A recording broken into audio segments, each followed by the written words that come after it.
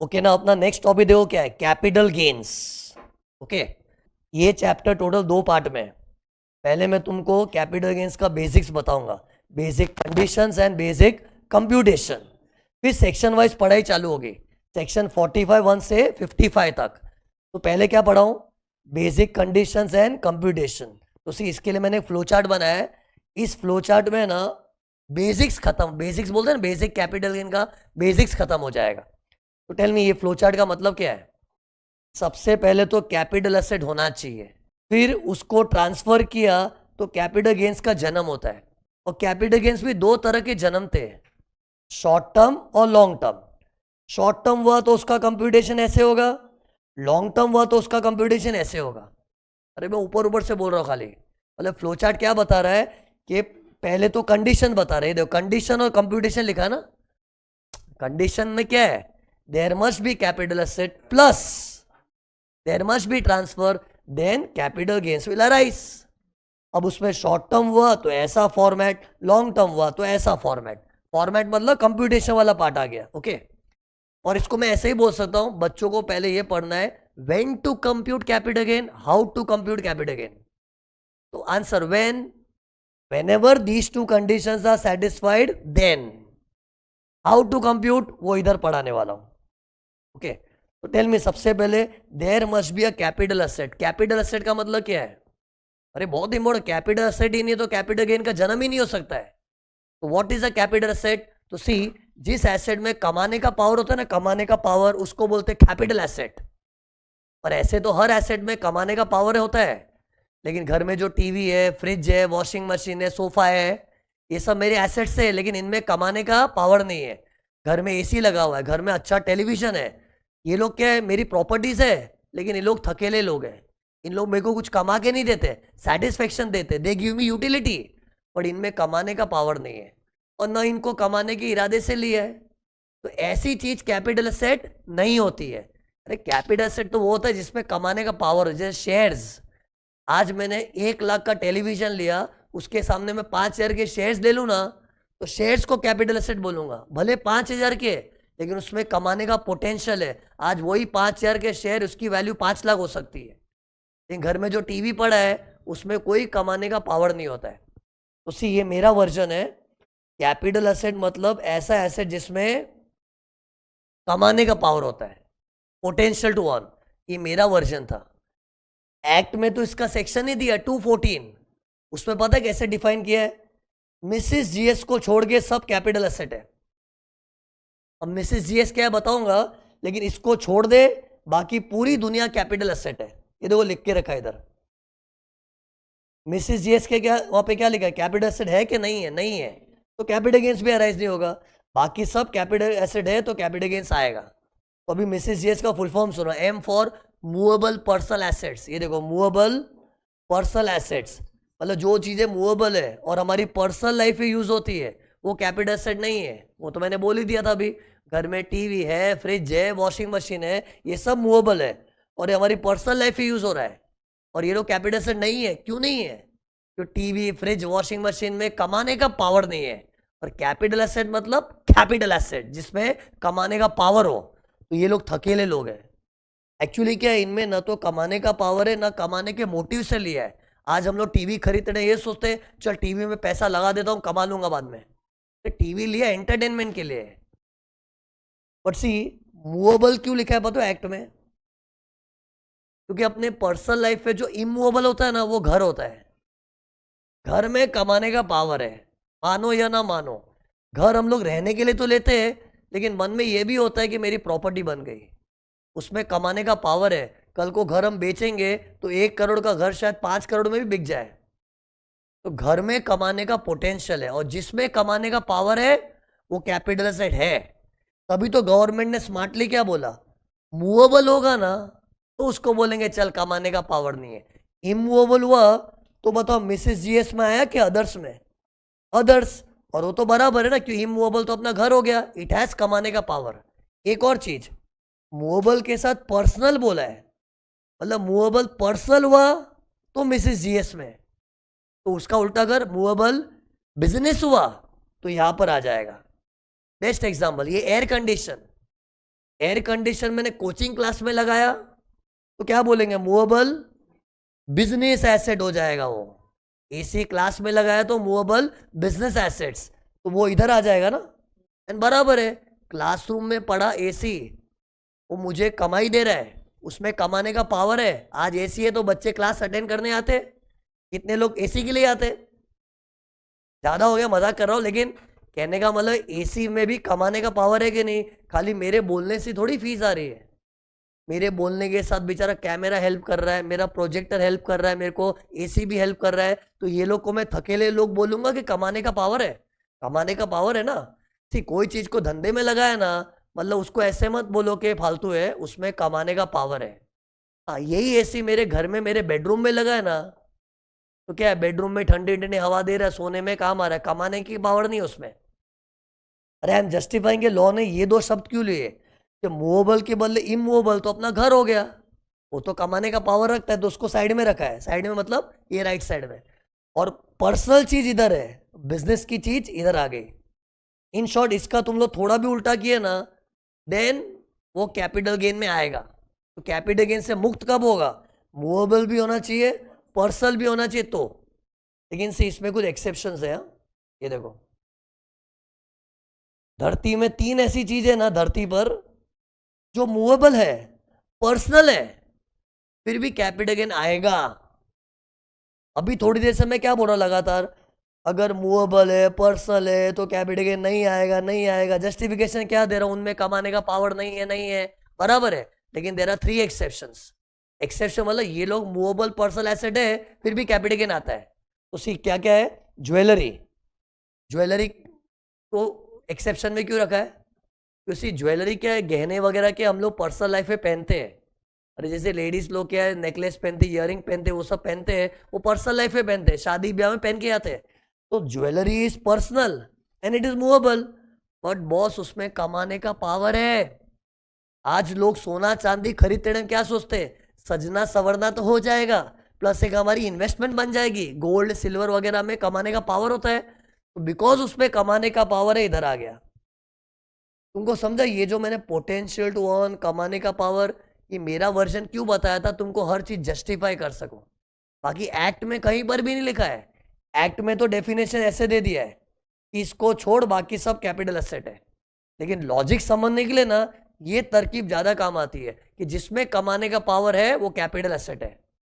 फिर ज्वेलरी के बाद देखो एक और चीज, डप्सा, drawings, paintings, sculptures, work of art, कुछ भी आर्टिस्टिक वर्क होती है वो भी कैपिटल एसेट है। बट एक्चुअली वो मूवेबल पर्सन हो गया ना। जैसे मान लो मैंने कोई मस्त ड्राइंग किया, बहुत जबरदस्त ड्राइंग बनाई है, एज अ हॉबी, हॉबी है मेरा, तो टेल मी, अगर मैं ड्राइंग बना तो एज अ हॉबी तो मेरा पर्सनल एसेट हो गया, और ड्राइंग मूवेबल भी है, लेकिन उसमें कमाने का पावर है। भले मैंने ऐसे कैजुअली कोई ड्राइंग बना दी होगी, इमेजिन करो उसको मैंने एग्जीबिशन में डिस्प्ले कर दी, और कोई कला का कदरदान उसके लिए 50 लाख दे के चला गया, पॉसिबल है ना। अब ये मत बोलो सर आपकी ड्राइंग इतनी अच्छी भी नहीं है। अरे मैं मेरी ड्राइंग की बात नहीं कर रहा हूँ, बात ड्राइंग की हो रही है। ड्राइंग एक ऐसी चीज है जिसमें कमाने का पावर है। In case you display in an exhibition you my get good amount, तो इट हैज कमाने का पावर। तो क्या क्या था डप्सा में, क्या क्या था, ड्राइंग्स, पेंटिंग्स, स्कल्पचर्स, स्कल्पचर्स मतलब मूर्ति वगैरह जो बनाते हो, और एनी वर्क ऑफ आर्ट। फिर आर्कियोलॉजिकल कलेक्शंस, मतलब ये पुराने जमाने की एंटीक चीजें हैं। कितने लोग को ना पुराने पुराने जमाने की एंटीक चीजें कलेक्ट करने का शौक है, तो एंटीक्स भी के ऐसे कोई कोई लोग के लिए भंगार है वो, लेकिन कोई कोई लोग उसको प्रेशियस चीज की तरह संभालते हैं। जैसे बहुत पुराने जमाने का टेलीफोन होगा, वो एकदम रद्दी दिखेगा, आज को यूज भी नहीं करता है, लेकिन तो इतने पुराने जमाने का है तो एंटीक हो गया, उसको एग्जीबिशन में डिस्प्ले किया तो उसका अच्छा खासा पैसा मिल सकता है। तो इसमें भी कमाने का पावर है। इन शॉर्ट सी लॉ क्या बोल रहा है, हमारे जीवन में ना 3 ऐसे लोग हैं जो मूवेबल है, पर्सनल भी है, लेकिन बिकॉज उसमें कमाने का पावर है तो उसको हम लोग चार्ट में इस तरफ रखेंगे। इन शॉर्ट इन लोग पे कैपिटल गेन आएगा, बाकी हर मूवेबल पर्सनल एसेट पे नहीं आता है। फिर कीवर्ड में अगला अल्फाबेट क्या, R, rural agriculture land in India, rural agriculture land in India, इसका शॉर्ट फॉर्म है रैली, रैली। तो टेल मी एग्रीकल्चर लैंड को कैपिटल गेन से बाहर क्यों रखा है? To give importance to agriculture. अरे भारत में खेती इज इंपॉर्टेंट सेक्टर, उसको इंपॉर्टेंस देने के लिए बोला है कि किसानों, ओ किसानों, तुम अपना खेत बेचोगे बिंदास बेचो, कैपिटल गेन नहीं आएगा, क्योंकि उसको हम लोग कैपिटल से गिनेंगे नहीं। बट एक्चुअली लैंड में कमाने का पावर होता है। अरे मेरे डेफिनेशन से देखोगे ना तो लैंड में तो कमाने का पावर है, लेकिन बिकॉज वो खेती के लिए यूज हो रहा है ना, गवर्नमेंट इसको इंपॉर्टेंस देने के लिए एग्जाम की है। लेकिन इसमें भी कुछ शर्त है, वो खेत रूरल एरिया में होना चाहिए और भारत में होगा तो ही इंपॉर्टेंस मिलेगा। देखो क्या लिखा, rural agricultural land in India, that means if you have an agricultural land in Mumbai city in an urban area then it is subject to capital gain. और वैसे भी जो प्योर खेती वाला जो खेत बोलते हैं ना, वो तो गांव में ही होता है ना, और उसको एग्जाम किया गवर्नमेंट। वो भी इंडिया क्यों लिखा है इधर, कि गवर्नमेंट इंडिया में खेती को प्रमोट करना चाह रही है, फॉरेन में नहीं। तो टेल मी क्या क्या कंडीशन है, लैंड एग्रीकल्चरल होना चाहिए, रूरल एरिया में होना चाहिए, इंडिया में होना चाहिए। इसलिए इसको मैंने क्या बोला, rally rural agriculture land in India, तो कैपिटल गेन नहीं आएगा। अरे इन सब का करना क्या है, इन पे कैपिटल गेन नहीं आएगा। फिर stock in trade, stock in trade में भी कैपिटल गेन नहीं आता है। कि स्टॉक इन ट्रेड मतलब जमीन भी हो सकती है, सोना चांदी भी हो सकता है, लेकिन स्टॉक इन ट्रेड बोला मतलब वो बेचना मेरा धंधा है, और जो चीज का मेरा धंधा है उससे तो पीजीबीपी आएगा, पीजीबीपी पीजीबीपी, और ये तो कैपिटल गेन चल रहा है, तो पीजीबीपी में आ गया तो इधर आ गया तो डबल डबल हो जाएगा। इसलिए इसको भी बोला तुम लोग भाई साइड में रहो, तुम लोग का घर पीजीबीपी है। जो स्टॉक इन ट्रेड में कुछ भी हो सकता है, even land can be a stock in trade. See land बेच के जनरली कैपिटल गेन आता है, लेकिन मैं लैंड का ही डीलर हूँ, दिन रात लैंड खरीद बेच करता हूँ, तो मेरे लिए स्टॉक हो गया, तो वो इनकम फ्रॉम बिजनेस। मैं तो लैंड का ट्रेडिंग अकाउंट बनाऊंगा, opening stock of land, purchase of land, closing stock of land, sale of land, GP, in short anything whether land और anything, if stock in trade नहीं आएगा। फिर अगले दोनों पॉइंट का देखो कॉमन रीजन है, gold bond, special bearer bonds, इन पे भी कैपिटल गेन नहीं आता। तो सी एक्चुअली बॉन्ड्स में कमाने का पावर तो होता है, बॉन्ड्स थकेले लोग नहीं है, बैठे बैठे ब्याज कमा के देते, दे हैव कमाने का पावर, बिकॉज ये सेंट्रल गवर्नमेंट का है ना, इससे गवर्नमेंट ने एग्जाम किया है। ऐसे कायदे से देखने जावे ना, ये वाली थिंकिंग से कमाने का पावर है कि नहीं, तो बॉन्ड्स में तो कमाने का पावर है ही, लेकिन इन दोनों बॉन्ड्स के लिए लॉ क्या बोलता है, बिकॉज ये गवर्नमेंट की इशू किए हुए बॉन्ड्स है ना, हम इनको इंपॉर्टेंस देना चाहते हैं। और इंपॉर्टेंस देने का तरीका है कि कम ऑन इंडिया वालों, फालतू बॉन्ड्स में पैसा डालोगे कैपिटल गेन लगेगा, हमारे बॉन्ड्स में डाल, कौन से bonds, gold bonds, special bearer bond, इन बॉन्ड्स में पैसा डालोगे, तो पैसा डाल के बॉन्ड्स खरीदोगे उस वक्त तो खरीदोगे, लेकिन जब बेचोगे कैपिटल गेन ही नहीं आएगा। जानबूझ के इंसेंटिव दिया to attract the people. By the way see special bearer bonds at present India में नहीं है, बट फिर भी लॉ में लिखा हुआ है। कल क्या पता कल को कोई फ्रेश इशू हो जाए स्पेशल बेरर बॉन्ड्स का, मार्केट में ऐसा नया इशू आ सकता है ना, तो आएगा तो वो एग्जेम्प्ट ही रहेगा। At present for your knowledge, special bearer bond जो गवर्नमेंट ने बहुत सालों पहले इशू किए थे ना, रिडीम हो चुके हैं। एट प्रेजेंट ऐसा कुछ है ही नहीं, तो सब में भी आने का चांस नहीं है, बट फिर भी याद रखो ये भी कैपिटल गेन से बाहर है। और गोल्ड बॉन्ड्स, गोल्ड बॉन्ड्स क्या होता है, सी नॉर्मली हम लोग बॉन्ड्स में ना पैसा लगाते हैं, गोल्ड बॉन्ड्स में अपने को गोल्ड लगाना है, अपना गोल्ड दे दो गवर्नमेंट को और अपने को बदले में सर्टिफिकेट मिल जाएगा, बॉन्ड सर्टिफिकेट, और अपना गोल्ड कहाँ गया, गवर्नमेंट रखेगी, फिर रिडम्पशन के बाद अपने को अपना गोल्ड मिल जाएगा, एंड पूरी लाइफ अपने को इंटरेस्ट भी मिलेगा, और इंटरेस्ट भी टैक्स फ्री इसका, इनकम फ्रॉम अदर सोर्स में। गोल्ड बॉन्ड से दो इनकम आती है, ये तो गोल्ड बॉन्ड को जब तक मैं होल्ड करके रखूंगा ब्याज कमाऊंगा, वो इनकम फ्रॉम अदर सोर्स में एग्जेम्प्ट है, क्योंकि वो होल्ड करके कमाया। और जब गोल्ड बॉन्ड्स को सोल्ड करूंगा, सोल्ड, तो कैपिटल गेन भी नहीं आएगा। होल्डिंग इनकम भी एग्जाम, सोल्डिंग इनकम भी एग्जाम। होल्डिंग से क्या आता है, ब्याज, वो इफॉस में एग्जाम्प्ट है, और सोल्डिंग से क्या आता है, कैपिटल गेन, वो कैपिटल गेन में एग्जाम्प्ट है। मतलब गोल्ड बॉन्ड में फायदा ही फायदा है। और ये स्कीम है ना इंडिया में 1999 में आई थी, बाद में 2015 में आई थी। कौन सी स्कीम, कि जिसके पास भी गोल्ड पड़ा है हमें दे दो, हम आपको बदली में बॉन्ड का सर्टिफिकेट देंगे, हर साल ब्याज भी देंगे, और रिडेम्पशन पे तेरे को तेरा सोना वापस मिल जाएगा। मस्त स्कीम है यार। ये तो सोर अपने घर पे पड़ा पड़ा गोल्ड सड़ रहा है, अरे सड़ रहा है मतलब वो ब्याज थोड़ी दे रहा है अपने को, लेकिन वही मैं अपना गोल्ड गवर्नमेंट को दे दूं, बदली में सर्टिफिकेट रखूंगा, तो every year I will be getting interest, that is also tax free under इफोस। और कल को मुझे गोल्ड बॉन्ड्स बेचने का मन हुआ तो बेच, कैपिटल गेन भी नहीं आएगा। जस्ट थोड़ा जनरल नॉलेज दिया गोल्ड बॉन्ड्स के बारे में। और तो सुनो, कितने लोगों ने सुना सर एक सोवरेन गोल्ड बॉन्ड्स होता है, वो यहां पर नहीं है। ये गोल्ड बॉन्ड्स है ना, सेंट्रल गवर्नमेंट ने जो इशू किए वो एग्जेम्प्ट है। इसको नॉलेज है ना, इसने क्या बोला सर सोवरेन गोल्ड बॉन्ड्स में सुना है, वो सोवरेन गोल्ड बॉन्ड्स है ना, नाम गोल्ड बॉन्ड्स है, लेकिन वो रिजर्व बैंक ऑफ इंडिया ने इशू किया है, वो कैपिटल गेन से माफ नहीं है। तो ये कौन, तो मालूम कैसे पड़ता है इशूअर कौन है? मैं जिनको एग्जाम कर रहा हूं ना, वो सेंट्रल गवर्नमेंट ने इशू किया था under a scheme which was first came in 1999, और दूसरी बार 2015 में स्कीम आई थी। और ये सेंट्रल गवर्नमेंट की स्कीम के अंडर तूने पैसा लगाया होगा, सेंट्रल गवर्नमेंट। और वो जो था ना सोवरेन गोल्ड बॉन्ड्स, वो आरबीआई का है, नाम उसका भी गोल्ड बॉन्ड्स है, लेकिन वो कैपिटल गेन से माफ नहीं है। तुम लोग टेंशन मत लो ना, क्वेश्चन में सोवरेन वर्ड लिखा होगा ना तो कैपिटल गेन आएगा आएगा आएगा, लेकिन सोवरेन नहीं लिखा है, ऐसा लिखा है gold bonds issued under the scheme of 2015 या फिर 1999 के 1919 की स्कीम में जो गोल्ड बॉन्ड्स रिडीम हो चुके हो।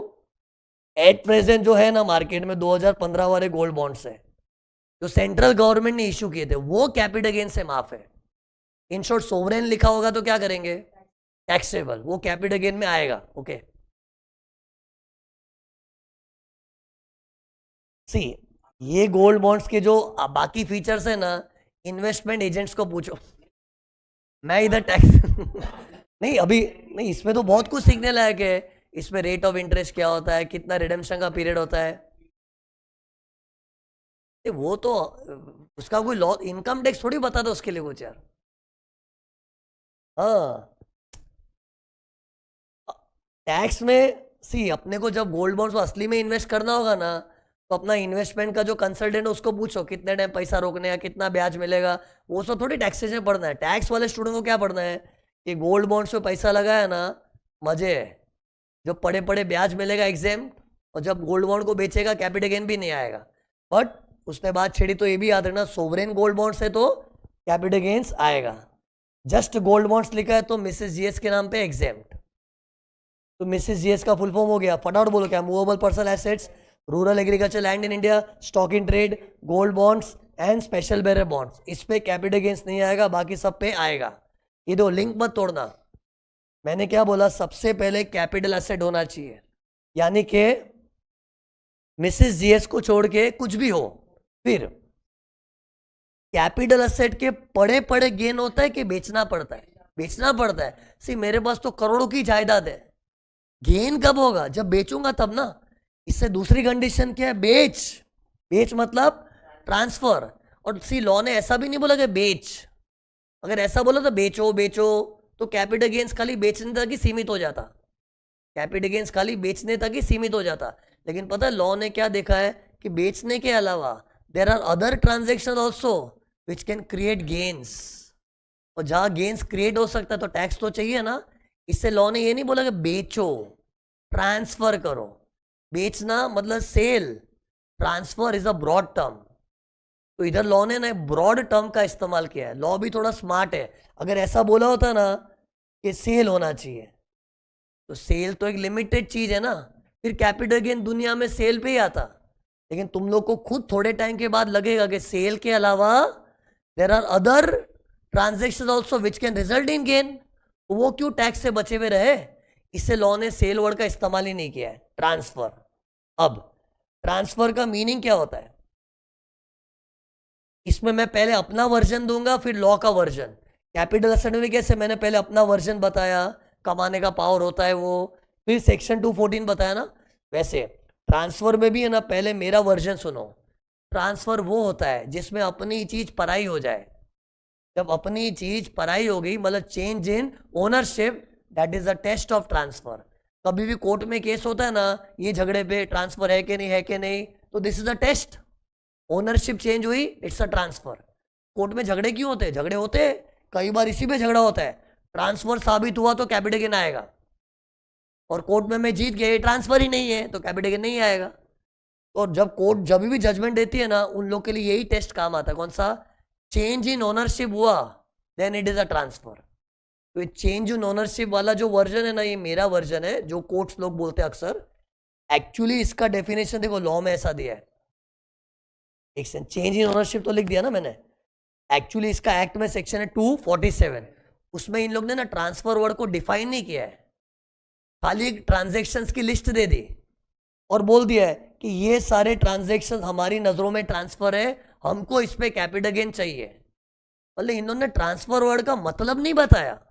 सी मतलब तो तुमको तुम्हारा सर बेचारा बता रहा है, क्योंकि सर सिखाने बैठा है, लॉ टैक्स लूटने बैठा है, तो उन लोग तुमको मतलब नहीं समझाएंगे। तुम लोग एक्ट में खोलोगे ना, ट्रांसफर का मतलब बताया नहीं है, खाली ट्रांजेक्शन की लिस्ट दे दी कि इनमें से कुछ भी हुआ वो ट्रांसफर है।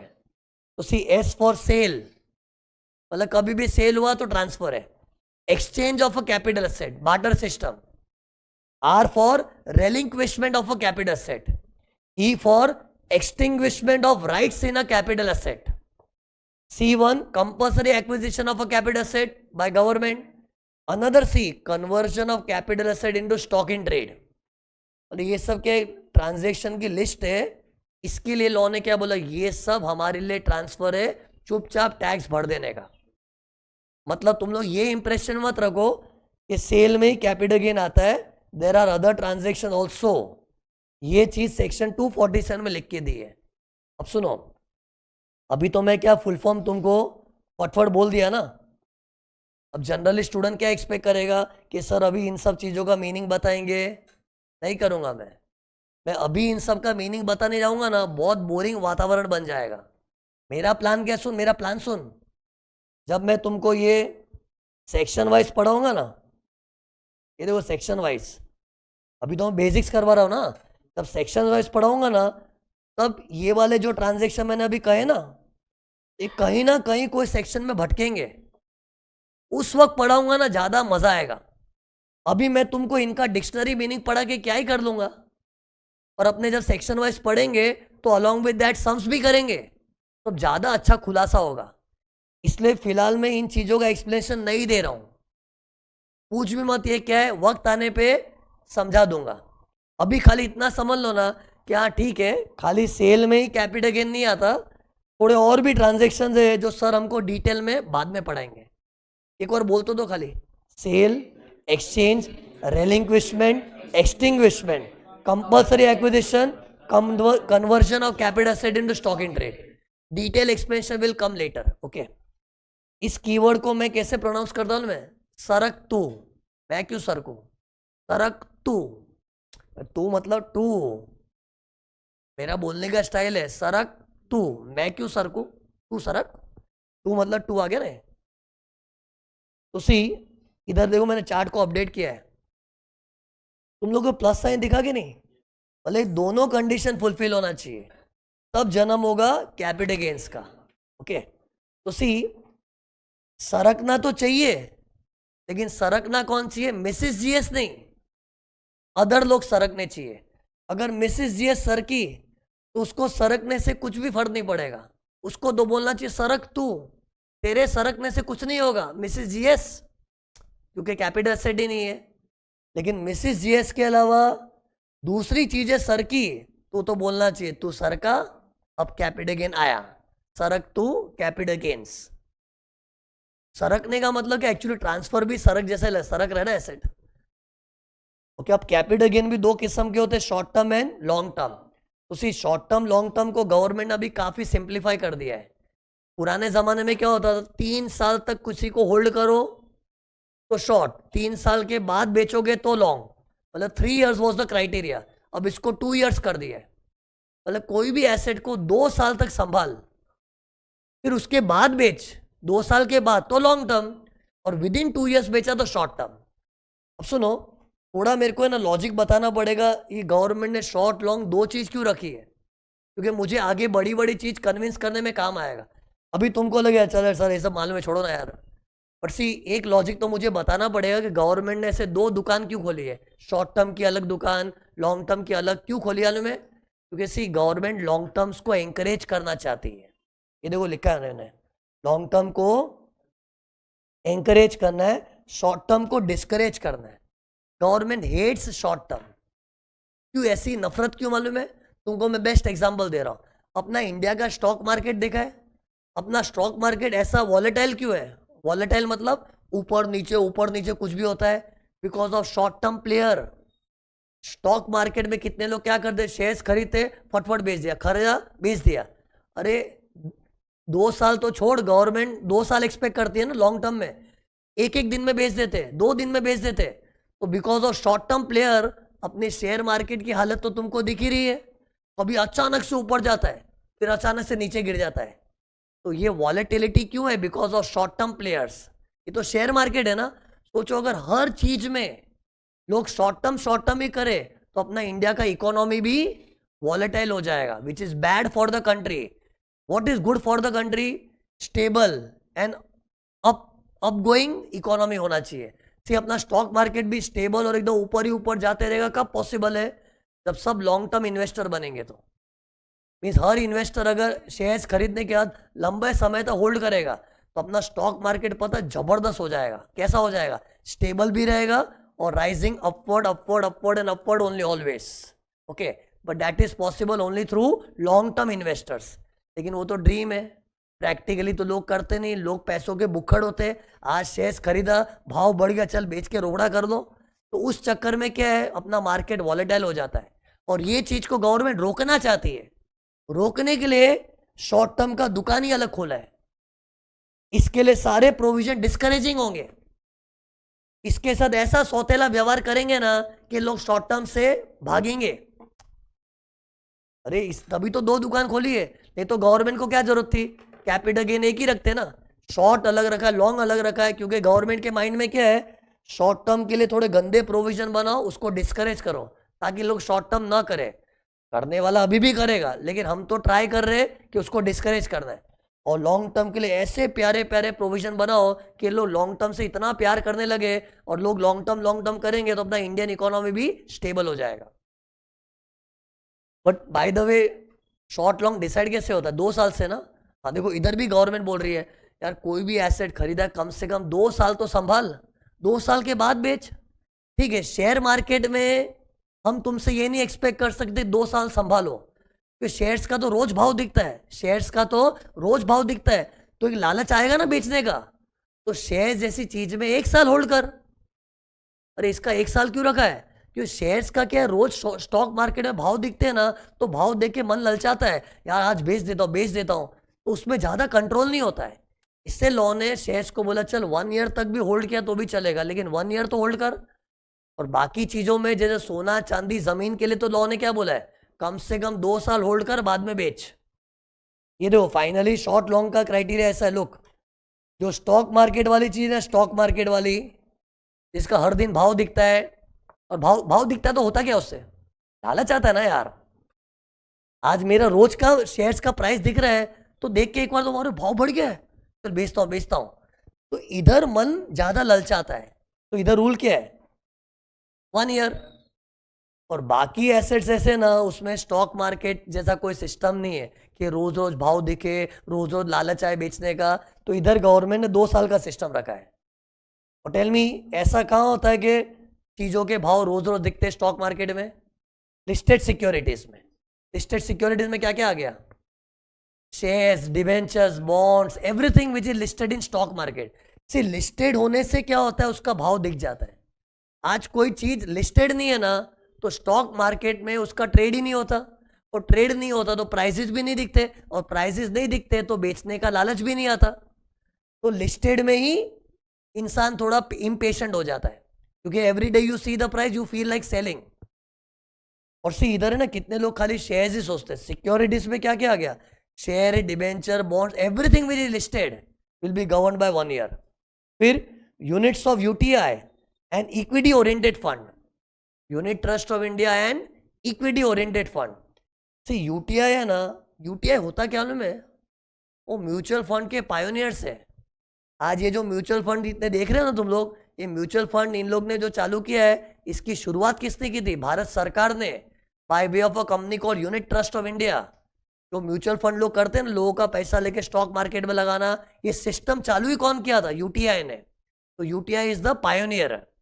इन short they are mutual funds only, unit trust of India. तो ये म्यूचुअल फंड को अलग से क्यों लिखा? ये प्राइवेट लोगों का है, यूटीआई गवर्नमेंट का है। और जो साधारण म्यूचुअल फंड होते हो प्राइवेट लोगों के। लेकिन सी जो प्राइवेट लोगों के म्यूचुअल फंड है ना, उसमें इक्विटी ओरिएंटेड भी होता है, डेट ओरिएंटेड भी होता है, सब मगजमारी होता है। तो सुन, अगर कोई mutual fund equity oriented fund हुआ ना, कोई 1 ईयर का सिस्टम है। बताता हूं क्यों। लुक, पहले what is equity oriented fund देखो ना। ये एक ऐसा म्यूचुअल फंड है, देख, जो पब्लिक से पैसा लेके कम से कम 65% इक्विटी शेयर्स में डालता है। Equity shares of domestic companies, means Bharat की जो कंपनियां होती है ना, उनके इक्विटी शेयर में कम से कम 65% लगाता है। तो पब्लिक क्या बोलेगी कि हमारा म्यूचुअल फंड तो पूरा इक्विटी में घुसा पड़ा है, इक्विटी ओरिएंटेड फंड। अरे 65% इक्विटी में डालना मतलब म्यूचुअल फंड पूरी तरह से इक्विटी में डूबी हुई है। तो that mutual fund is a equity oriented fund. उससे पता दिक्कत क्या होती है? ये म्यूचुअल फंड बहुत वॉलेटाइल हो जाता है। इक्विटी स्टेबल है कि वॉलेटाइल है? वॉलेटाइल है। इक्विटी तो ऊपर नीचे होता है ना। तो जो म्यूचुअल फंड ज्यादातर इक्विटी में पैसा घुसा के रखी है, तो इक्विटी तो ऊपर नीचे होते रहता है, तो म्यूचुअल फंड भी ऊपर नीचे होता है। और जिधर भी इतनी वॉलेटिलिटी होती है ना, तो एक इंसान उसको ज्यादा होल्ड नहीं कर पाएगा, इसलिए इधर 1 ईयर रखा है। अरे इसके प्राइस फ्लक्चुएशन बहुत होते हैं, और जिधर हर दिन प्राइस फ्लक्चुएट होता दिखेगा, तो गवर्नमेंट की एक्सपेक्टेशन है कि 2 साल तक मत बेच, वो नहीं होगा। इसलिए गवर्नमेंट ने इधर भी बोला चल 1 ईयर तक तो होल्ड कर, 1 ईयर के बाद बेच, तो उसको लॉन्ग टर्म गिनेंगे। और लॉन्ग टर्म में प्यारे प्यारे प्रोविजन है, शॉर्ट टर्म में गंदे गंदे प्रोविजन है, डिस्करेजिंग। तो टेल मी, अगर ये डेट ओरिएंटेड फंड होता तो? डेट ओरिएंटेड मतलब म्यूचुअल फंड ने ज्यादातर पैसा सब डेट में ही घुसाया हुआ है, तो म्यूचुअल फंड वॉलेटाइल होता है कि स्टेबल हो जाए? स्टेबल। डेट तो स्टेबल है ना, डेट पे वैसे भी इंटरेस्ट मिलता है, तो it becomes a stable fund. और स्टेबल फंड में क्या, प्राइस में उतार चढ़ाव ज्यादा नहीं होता ना, तो गवर्नमेंट उसमें क्या एक्सपेक्ट करते, कम से कम 2 साल होल्ड कर। तो only equity oriented fund is allowed for 1 year. See equity oriented fund का एक और वर्जन, लुक ये देखो इधर। अगर एक पब्लिक म्यूचुअल फंड को देती है, फिर म्यूचुअल फंड किसी और म्यूचुअल फंड को देती है, फिर इक्विटी में इन्वेस्ट होता है। मतलब पब्लिक का पैसा सीधा सीधा इक्विटी में गया कि वाया वाया? दो वाया। पहले पब्लिक दिया म्यूचुअल फंड को, फिर एक म्यूचुअल फंड दूसरे म्यूचुअल फंड को दिया, फिर इक्विटी में घुस रहा है। इतना दूर दूर का कनेक्शन है ना, दूर दूर का connection between public and equity है। इन लोग का कनेक्शन करीब का है कि बहुत दूर का है? बहुत दूर का रिश्ता हो गया ना। तो ऐसे में 90% is a criteria. Means public जो म्यूचुअल फंड में डाली थी ना, वो पहली म्यूचुअल फंड को कम से कम 90% दूसरे म्यूचुअल फंड में डालना है, और वो दूसरी म्यूचुअल फंड को भी कम से कम 90% इक्विटी में डालना है। तब बोलेंगे पब्लिक ने इक्विटी में रुचि लिया है, इक्विटी में इंटरेस्ट लिया है। सी अगर मेरा म्यूचुअल फंड ऐसा है ना, डायरेक्ट इक्विटी में घुसा देता है पैसा, तो 65% भी घुसा है, तो मेरा इक्विटी से क्लोज कनेक्शन है। अरे मैं पब्लिक बन के बोल रहा हूं, ओके। लेकिन ऐसी पब्लिक जो म्यूचुअल फंड को पैसा देती है, और वो म्यूचुअल फंड भी खुद इक्विटी में नहीं डालती, वो दूसरे म्यूचुअल फंड को हैंड ओवर कर देती है, फिर वो इक्विटी में डाल रहा है। तो पब्लिक का इक्विटी से क्लोज कनेक्शन है कि दूर दूर का कनेक्शन है? दूर दूर का ना, तो उधर परसेंटेज में तगड़ापन चाहिए, 90%। अरे ड्राइंग से याद कर लो ना, अभी ड्राइंग में एक्चुअली सिखाने की जरूरत ही नहीं थी, समझ गया ना। तो इक्विटी ओरिएंटेड फंड के 2 टेस्ट है। एनीवेज वो क्वेश्चन में इन लोग इतना सब डिटेल में घुसते नहीं है, डायरेक्ट लिखा हुआ आता है इक्विटी ओरिएंटेड फंड। ये तो क्या लॉ में डेफिनेशन किया दिया है, मेरे को बताना पड़ेगा। और ये इक्विटी शेयर्स भी ना डोमेस्टिक कंपनी के होने चाहिए। अगर म्यूचुअल फंड सब फॉरेन कंपनी के शेयरों में पैसा डाल रहा है ना, तो उसको इक्विटी ओरिएंटेड फंड का खिताब नहीं मिलेगा, और वो खिताब नहीं मिला तो अदर एसेट्स हो गया वो। और ये डेंजरस है। इधर 2 साल तक शॉर्ट शॉर्ट शॉर्ट गिनेंगे, 2 साल के बाद बेचोगे तो लॉन्ग, और ये तो 1 ईयर के बाद ही लॉन्ग हो जाएगा। और लॉन्ग होना इस चैप्टर में अच्छा है, क्योंकि लॉन्ग टर्म पे टैक्स रेट भी कम हो गए, अच्छे प्रोविजंस होंगे। ये सिंप्लीफाई हो गया। ये तो पता है, पहले 1 ईयर वाला सिस्टम भी था, 2 ईयर्स वाला सिस्टम और एक 3 ईयर वाला सिस्टम भी था। लेकिन जाने दो ना, पुरानी चीज जब काम की नहीं तो मैं क्यों बात करूं। 23 जुलाई 2024 को अमेंडमेंट आया था। 23 जुलाई 2024, कम से कम डेट याद रखना क्योंकि स्टडी मटेरियल में कई बार लिखा हो पाओगे। 23 जुलाई 24 जो अपने लिए पुराना डेट हो गया। अपना तो ईयर ही एग्जाम में क्या है, 1 अप्रैल 25 से 31 मार्च 26। और ये जो अमेंडमेंट्स कब से आए थे, 23 जुलाई 24।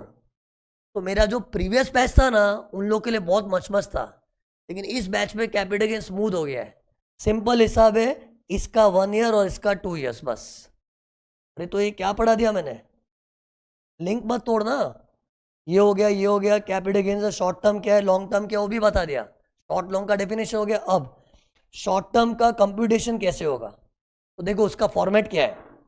ये फॉर्मेट में टीचर होने नहीं आते, बेचारा पढ़ाऊंगा तो सही, लेकिन सिंपल हिसाब है, selling price minus cost price होने वाला है। प्रॉफिट कैसे निकालते हैं, सेलिंग प्राइस माइनस कॉस्ट। वही चीज इधर क्या है, थोड़ा स्टाइल में पेश की है, गवर्नमेंट की स्टाइल में। लेकिन हो क्या रहा है, सेलिंग प्राइस माइनस कॉस्ट।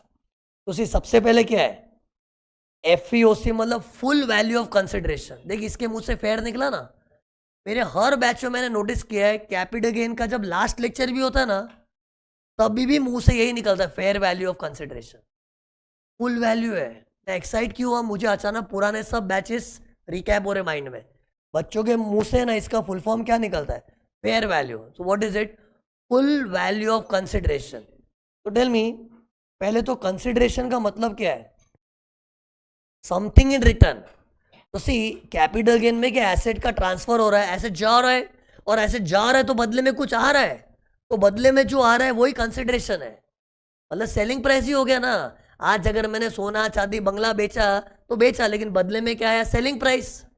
तो एक्चुअली सेलिंग प्राइस ही ऊपर, लेकिन government selling price word use करना पसंद नहीं करती। क्यों, सेलिंग प्राइस खाली सेल में शोभा देता है, और कैपिटल गेन खाली सेल में आता है कि दूसरे ट्रांजेक्शन में भी आता है, दूसरे ट्रांजेक्शन में भी आता है, और हर जगह सेलिंग प्राइस वर्ड सूट नहीं होता।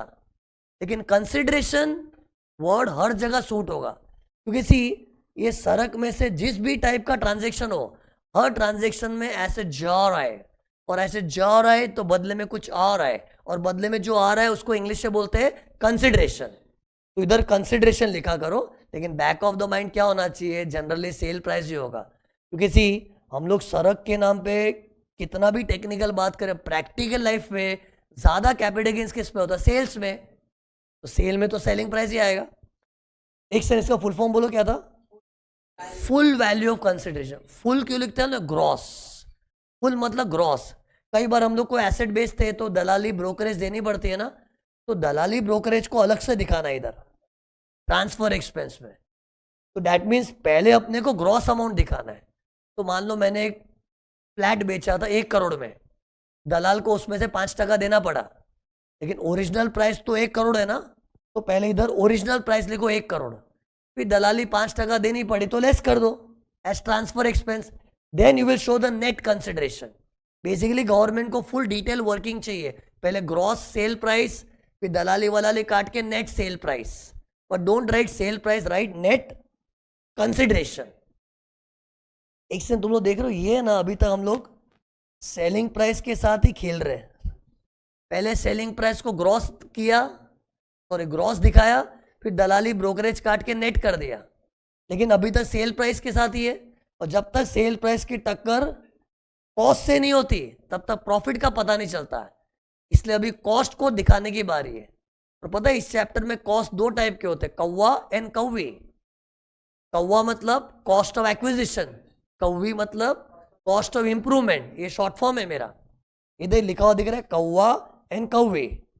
इन short I want you to remember like this, ये सेलिंग प्राइस का जोन है और ये कॉस्ट का जोन है। लेकिन सेलिंग प्राइस में नाटक क्या है, पहले ग्रॉस दिखा, फिर दलाली ब्रोकरेज काट के नेट दिखा। कॉस्ट में नाटक क्या है, दोनों कॉस्ट अलग से दिखा। कौन सी दोनों कॉस्ट, कौवा वाली और कौवी वाली। व्हाट इज कौवा, कॉस्ट ऑफ एक्विजिशन, मीन्स तूने जब अक्वायर किया था क्या उसकी कीमत थी। और इंप्रूवमेंट क्या होता है इसमें, जैसे मैंने घर खरीदा था उस पर 2 माला एक्स्ट्रा चढ़ा दिया, ऑलरेडी 2 माले का घर था, 2 माला और चढ़ा दिया तो घर का साइज बड़ा हो गया, इंप्रूवमेंट। सी हर एसेट में इंप्रूवमेंट नहीं हो, जैसे शेयर्स वेस्ट में क्या इंप्रूवमेंट होगा, लेकिन घर ऐसी कोई प्रॉपर्टी है तो उसमें 2 माले के घर पे तीसरा माला डाल दिया तो इंप्रूवमेंट हो गया, तो वो सब आएगा। तो ये शॉर्ट टर्म कैपिटल गेन्स का फॉर्मेट है। तो how to remember, full value consideration less transfer expense net consideration minus कौवा माइनस कौवी आ गया सटक जी। ओके, ये तो शॉर्ट टर्म कैपिटल गेन्स का फॉर्मेट है ना। लॉन्ग टर्म कैपिटल गेन्स का फॉर्मेट भी सेम है। पुराने जमाने में क्या होता था बच्चों, लॉन्ग टर्म कैपिटल गेन्स में कौवा कौवी को हम लोग कैसे लिखते थे, इंडेक्स्ड कौवा इंडेक्स कौवी। लेकिन इंडेक्सेशन का कल्चर बंद हो गया भारत में। ये देखो मैंने इंडेक्स लिखा तो है बताने के लिए, लेकिन उसको देखो काट भी रहा हूं, प्यार से उसको काट दूंगा। चलो भाई अभी आपका कोई काम नहीं है, आपका गेम ओवर। अरे गवर्नमेंट ने इंडेक्सेशन बंद कर दिया तो सी सुनो ना, अभी मैं इंडेक्सेशन के डिटेल में नहीं घुस रहा हूं कि इंडेक्सेशन कैसे करते क्या करते। जब ये कॉन्सेप्ट एप्लीकेबल ही नहीं है तो क्यों टाइम वेस्ट करो। बट इतना बता देता हूँ, बच्चों के माइंड में पुराना कैपिटल गेन पड़ा हुआ इंडेक्सेशन वाला था ना, तो एक तो बताना पड़ेगा, इंडेक्सेशन निकाला ना वो पब्लिक को बुरा लगा, लेकिन अच्छी बात क्या है, पहले लॉन्ग टर्म पे 20% टैक्स आता था, अभी 12.5% टैक्स आता है। मतलब ये 2024 के बजट में गवर्नमेंट ने बहुत डेंजरस मूव किया था, पब्लिक रिवोल्ट भी की थी कि इंडेक्सेशन बंद। इंडेक्सेशन क्या होता है, I am not going in detail, but it was a facility. Indexation में क्या होता, अपना ये जो कॉस्ट है ना वो कॉस्ट इन्फ्लेट होता था, और इन्फ्लेटेड कॉस्ट को माइनस करते तो प्रॉफिट कम आता था, पर टैक्स पहले 20% आता था ना। अब गवर्नमेंट ने क्या बोला कि हम तेरी कॉस्ट को इन्फ्लेट तो नहीं करने देंगे, कॉस्ट को इन्फ्लेट तो नहीं करने देंगे, कॉस्ट को वैसे ही रखेंगे, बट डर मत, तेरा जो गेन आएगा ना उस पर पहले जो 20% टैक्स लगता था अभी 12.5% टैक्स आएगा। ये गवर्नमेंट ने ट्रेड ऑफ किया है। ट्रेड ऑफ मतलब एक फायदा दिया तो एक नुकसान दिया। नुकसान क्या, इंडेक्सेशन बंद, फायदा क्या दिया, टैक्स लॉन्ग टर्म पे जो 20% आता था अभी 12.5%। और सी ये सब के पीछे गवर्नमेंट का इरादा क्या है, गवर्नमेंट का मिशन है टू सिंप्लीफाई द लॉ। आज सी अमेंडमेंट आता है ना, लोग गवर्नमेंट को गालियां देते हैं, लेकिन गवर्नमेंट इस बात की गाली भी तो देते, इंडिया का लॉ कितना कॉम्प्लिकेटेड है, यूएस वालों को देखो, फॉरेन वालों को देखो, उन लोगों का लॉ कितना सिंपल है। तो इंडिया वाले जब लॉ को सिंप्लीफाई करना चाह रहे हैं तो उसमें भी क्रिटिसाइज करना है आपको। तो ये इंडेक्सेशन का सिस्टम क्यों हटाया, टू सिंप्लीफाई द लॉ। और तुम लोग को भी कितना सिंप्लीफाइड लगेगा, मतलब सोचो ना, फिर कैपिटल गेन्स तो कितना आसान हो गया। शॉर्ट टर्म हुआ कि लॉन्ग टर्म हुआ, आंसर क्या है, sale price minus cost price. ठीक है, तो डेकोरेशन कर दे, सेल प्राइस में पहले ग्रॉस दिखाओ, फिर दलाली काट के नेट दिखाओ, फिर कॉस्ट में कौवा कौवी दिखाओ, तो कैलकुलेशन तो एक्चुअली एकदम बेसिक हो गया। और लॉन्ग टर्म में भी वैसा रखेंगे तो कैलकुलेशन सिंप्लीफाई होती है, और simplification is the objective of Indian government.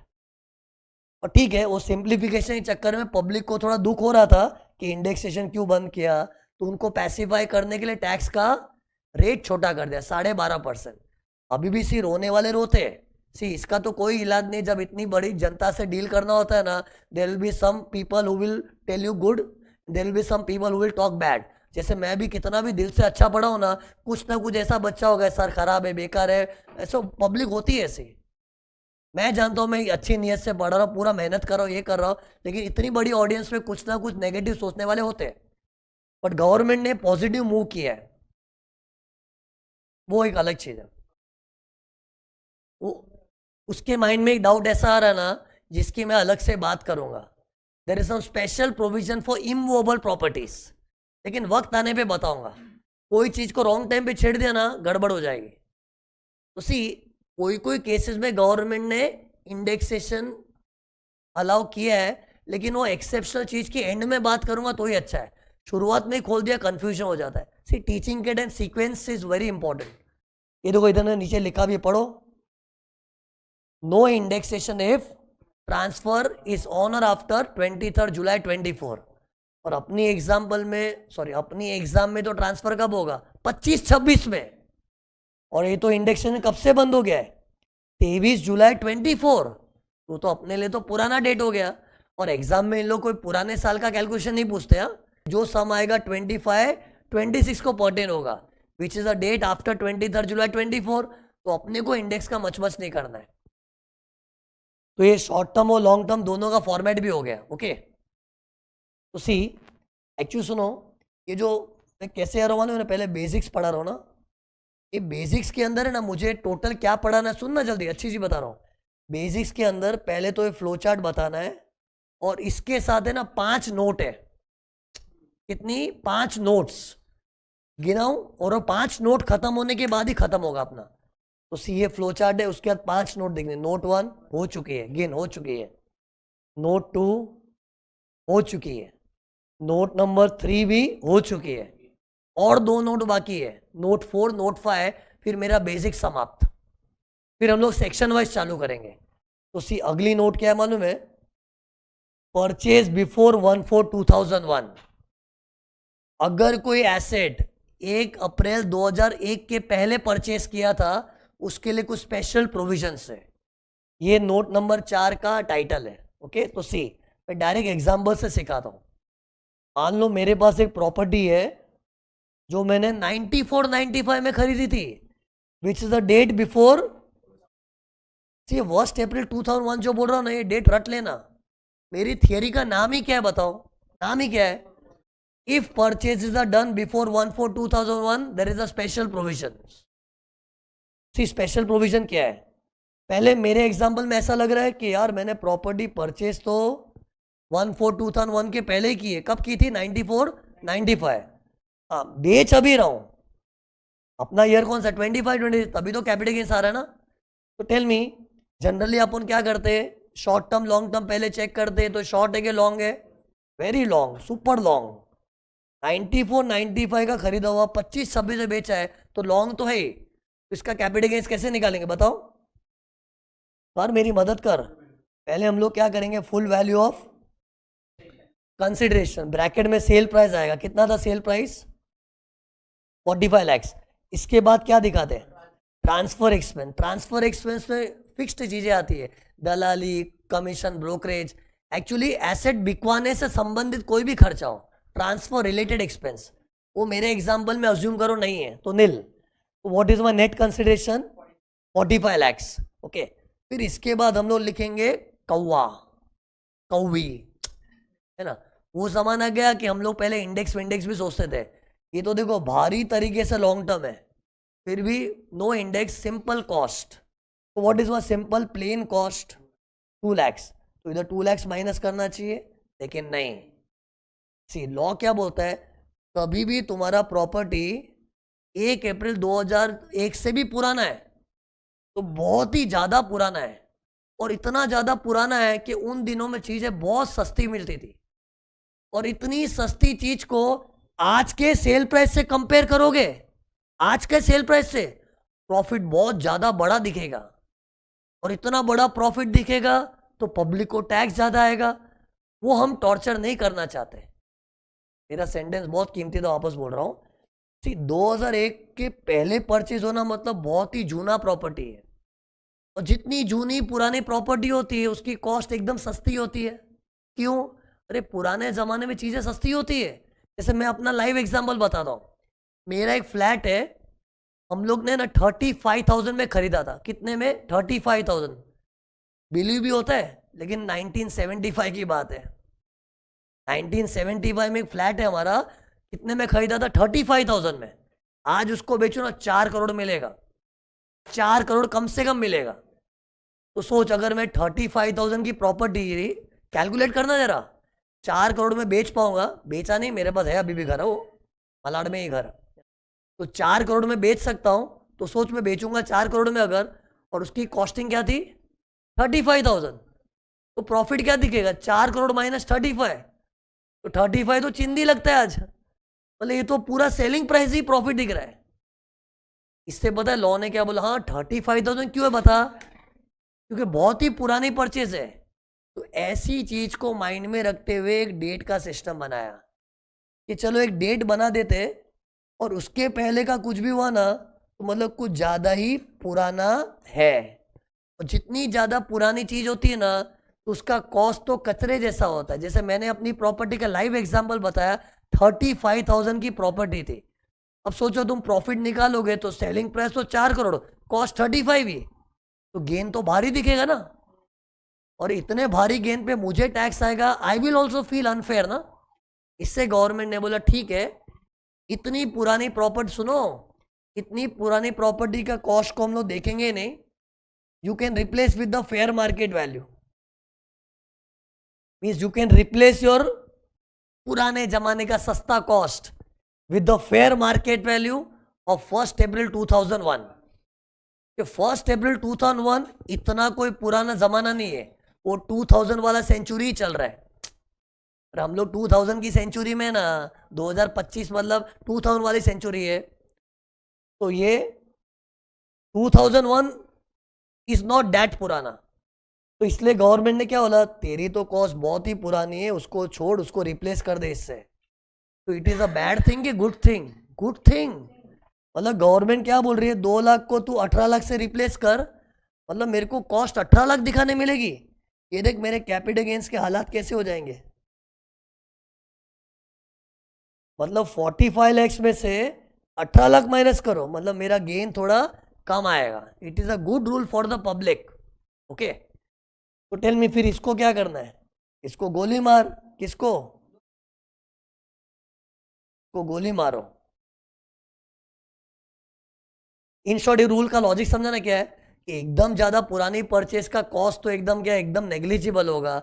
वो इतने बाबा आदम के जमाने की कॉस्ट का क्या करेंगे? और होता है मेरे पास खुद के पास 1975 की खरीदी हुई प्रॉपर्टी पड़ी है, तो कितनों के पास होगी? मैं तो सादा आदमी हूँ, कितनों के पास बंगले होंगे, जमीनें होंगी जो बहुत पहले खरीदी होंगी।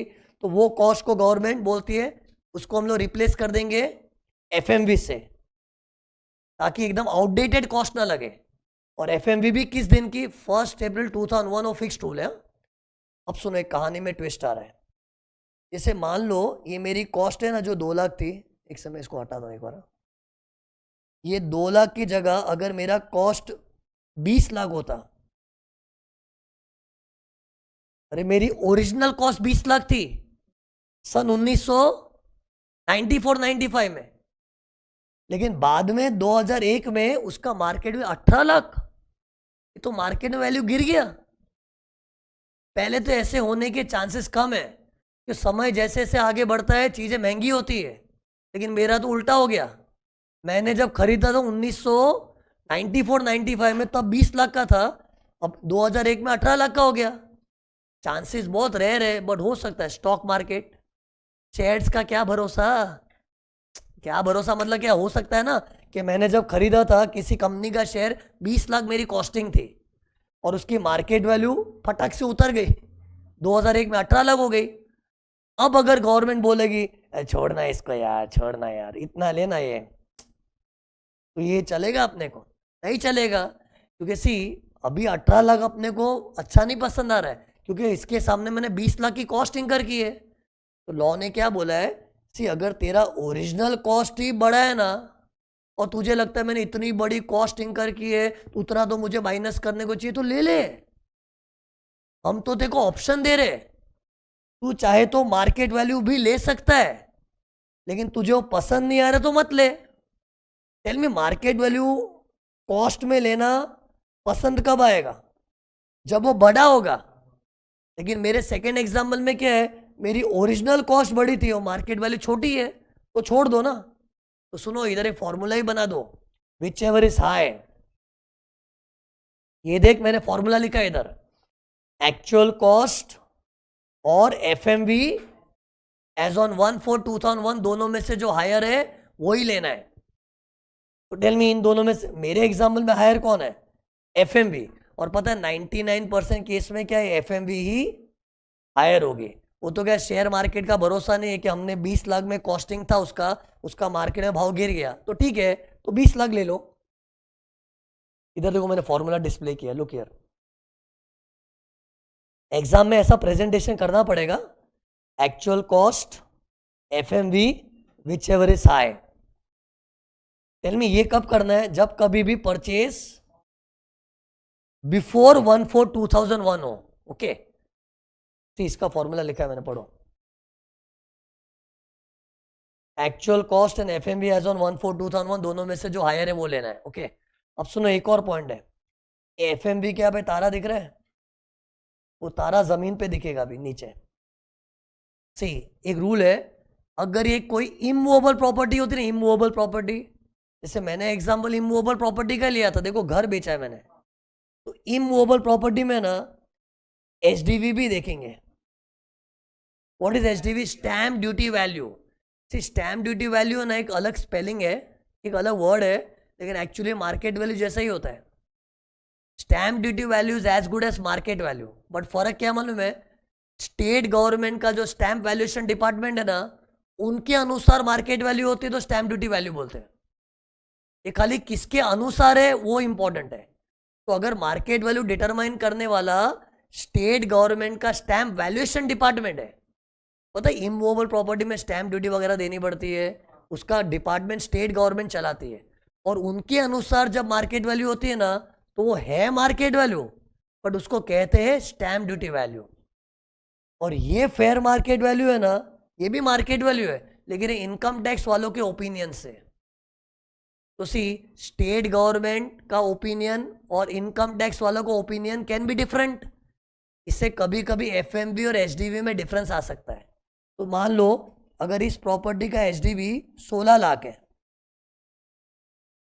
और एफएमवी 18 लाख है, तो गवर्नमेंट क्या बोलेगी? फिर हम छोटा वाला ही देंगे आपको। दोनों में से छोटा कौन है? 16 लाख। एनसी कोई बोले क्यों? तो गवर्नमेंट बोले यार हम लोग ने ऑलरेडी तेरे लिए बेनिफिट किया है यार, हम लोग चाहते तो सीधा ये सब हटा, गोली मार इसको, तेरी कॉस्ट जो थी उसको लेके कैपिटल गेन निकालते तो हालत हो जाती। ये सर की प्रॉपर्टी का क्या होता? सर की प्रॉपर्टी तो 35,000 की थी, 4 करोड़ में बेचा, भारी गेन आता। तो गवर्नमेंट ने ऑलरेडी अपने लिए कुछ सोचा है, तो गवर्नमेंट थोड़ा तो कंजूसी करेगी ना। और कंजूसी क्या की है कि अगर 1 अप्रैल 2001 के दिन एफएमवी और एचडीवी में डिफरेंस आ रहा है, तो जो छोटा वाला फिगर है वो लेने मिलेगा। अरे छोटे में दुख क्यों हो रहा है? क्योंकि ये कॉस्ट बन रहा है, और कॉस्ट छोटू तो गेन मोटा। But you should not feel upset with this, because already government इतना कर रही है, तो फील ग्रेटफुल के चलो इतना तो रूल दिया है गवर्नमेंट ने। तो टेल मी, अगर लेकिन ये रूल इमूवेबल प्रॉपर्टी में है कि इमूवेबल प्रॉपर्टी में ही उसकी मार्केट में तो अलग वैल्यू चलती है, और स्टेट गवर्नमेंट भी एक वैल्यू लेके चलती है स्टैम्प ड्यूटी पर्पस के लिए, तो उसमें दो वैल्यू का क्लैश होता है। जबकि स्टैम्प ड्यूटी वैल्यू भी मार्केट वैल्यू ही होता है एक तरह का, लेकिन स्टैम्प वैल्यूएशन डिपार्टमेंट का है ना, तो it can clash with the FMV which income tax department feels. तो सी, इधर मैंने लिख के रखा है, देखो पढ़ो। एफएमवी और एचडीवी में से क्या लोगे? लोअर वाला। वो लोअर वाला इधर जाके बैठ जाएगा, देखो इधर। फिर उसका मुकाबला किससे होगा? एक्चुअल कॉस्ट से। उन दोनों में से विचर इज हायर। ओके, और पता है ये पॉइंट इतना इंपॉर्टेंट ना, आई थिंक मई 2024 के पेपर में इन लोगों ने ये पॉइंट सब में डाला था। कितने लोग को स्ट्राइक ही नहीं हुआ, और कितने लोग तो है ना स्टैम्प ड्यूटी वैल्यू का कुछ अलग ही करके आ गए। आगे जाके ना स्टैम्प ड्यूटी वैल्यू का एक और प्रोविजन आने वाला है, which is for the sale price. अरे ये देखो ना, इधर सेल प्राइस लिखते हैं ना, इस सेल प्राइस में भी है ना आगे जाके स्टैम्प ड्यूटी वैल्यू का कुछ प्रोविजन आएगा। जब आएगा तब बताऊंगा, अभी मैं तुमको बोलूंगा, तुम लोग को याद होना, याद हो तुम लोग डर जाओगे, बट आगे जाके एचडीवी का और प्रोविजन आएगा, but that is for sale price. अभी मैं सेल प्राइस का एक्सप्लेनेशन दे रहा हूँ कि कॉस्ट का।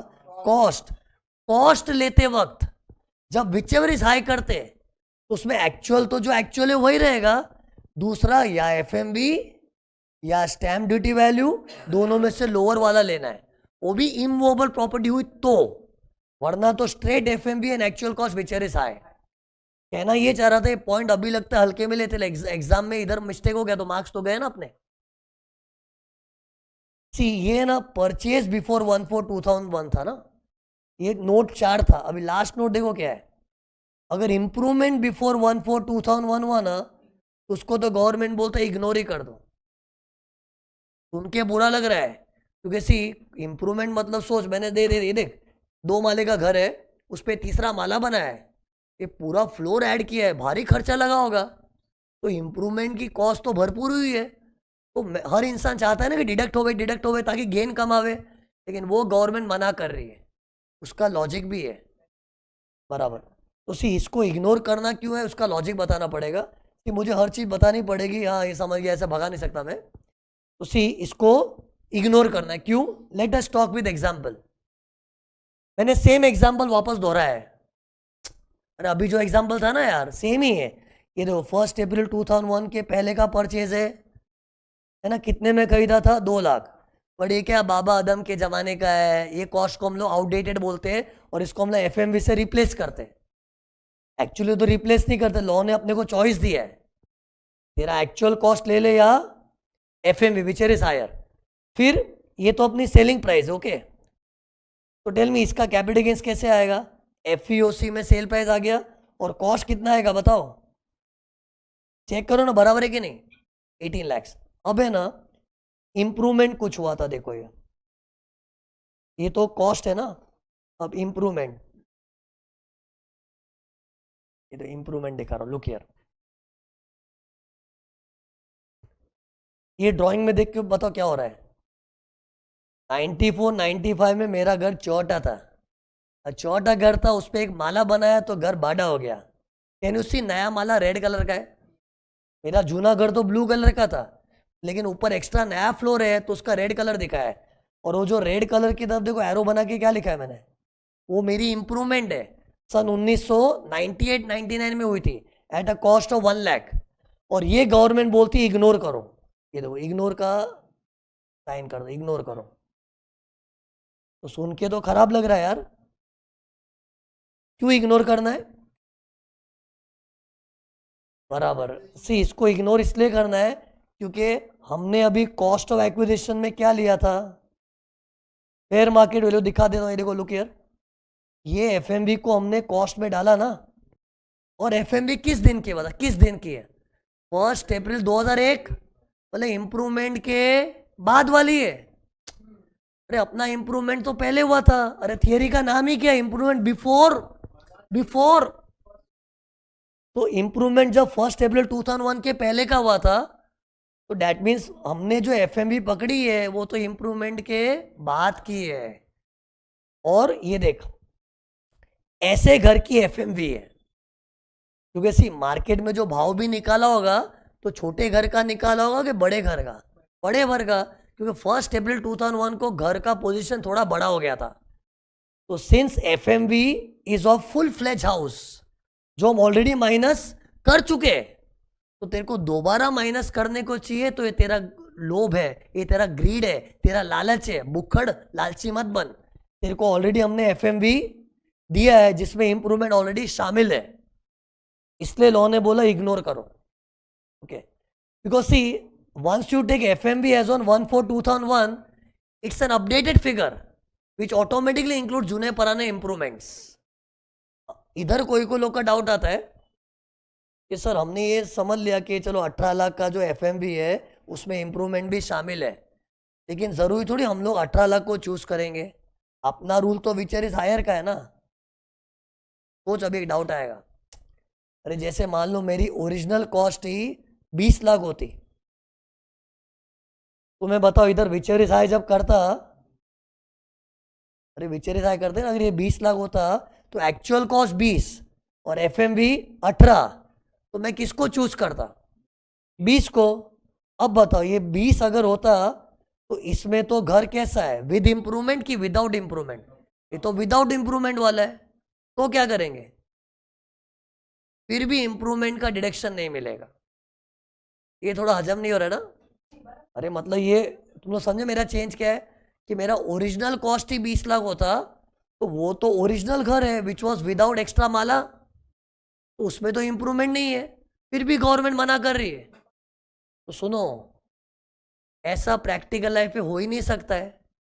मेरे को पेंसिल हिलाने में क्या टाइम लगता है, मैं तो अपने मन से 2 लाख को 2 करोड़ भी कर दूं।